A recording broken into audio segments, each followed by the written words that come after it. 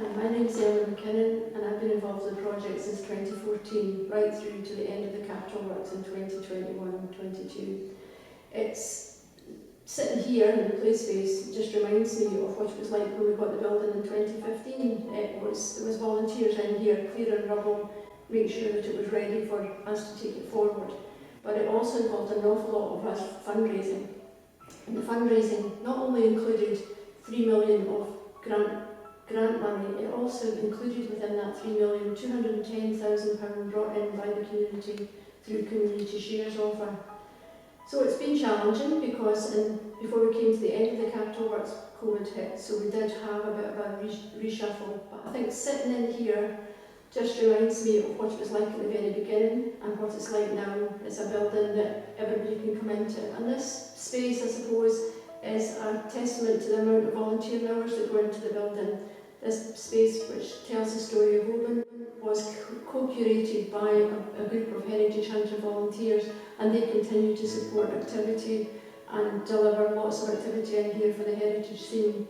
I think that we have more than hit what the community asked for way back in 2014 when I was engaged to do community engagement. There was 4 themes identified: arts and culture, history and heritage, education and enterprise, and community wellbeing. I can say with my hand on heart that we're delivering that every day in here. Getting there had its challenges though. We found some unexpected things when the fabric and structure were exposed. Some good, for example in the main performance space we uncovered a beautiful pitch pine floor that we were able to restore. But in other areas it wasn't quite so good or as encouraging. We found timber lintels completely rotten and needing replaced, and other structural defects that had to be assessed.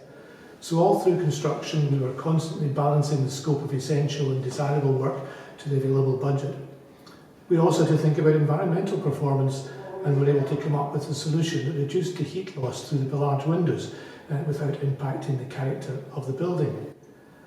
Another exciting opportunity was the ability to restore the Victorian natural ventilation system, something which took on an increased significance as a result of COVID. And of course, to make it fully accessible, we had to find a way to incorporate a lift that served all the floors. I feel extremely privileged to be in the position I am. I run the Rockfield Centre. It's an amazingly renovated Victorian building that sits in the heart of Oban and is a community hub for all. We have a full programme of activities and events within the centre, including gallery exhibitions, gigs, art workshops.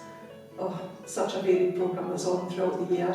We also have a cafe in place, which was opened a few months ago, and it has really proven to be a hit. It's an extremely busy space at all times, and not only is it busy within the cafe itself, but it's increased footfall in all other areas of the centre by around a third. So we've got lots of new visitors coming into the building who've never been here before and coming to our workshops and activities and events. The feedback from everybody who comes into the building is that it's a really warm, inviting and friendly space for all. And that's exactly what the original vision for the building was, that it would be something that sat in the heart of the local community and was a place for all who were always welcome to come in and spend time and enjoy being in the centre. I feel really proud that that's the position we're in now, and we have a continuing programme moving forward where things will enlarge and increase in terms of what we're offering to the community, and we'll continue to listen to what the community are telling us in order to give them the programme of activities and events that they are looking for. This project started about 8 years ago when I met an old client who was terribly lonely and he had nowhere to go. And I went home one night after having met with him and looked at the old building, which was across the road from my office, or former office. And I went home that night and said to my wife, how do we fancy doing something totally irresponsible? And she asked what it was, and I said we would need to mortgage the house because we were going to buy the former school at Rockfield. And she was quite happy for that. And that is how this whole story started. And we have been on a roller coaster ride. We have been turned upside down, we have been up steep hills, we've been down, we've had fast races, but we are still on the tracks, and after having raised nearly £3 million and having turned this old building into something pretty special, I am sure that my old client would be really pleased, and I'm just vexed that he's not here to see it. We've been open for approximately a year.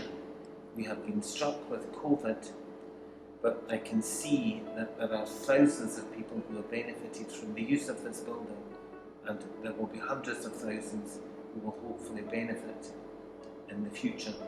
So I'm really pleased that things have worked the way they have, and I am very pleased that my old client would be delighted at what we have achieved.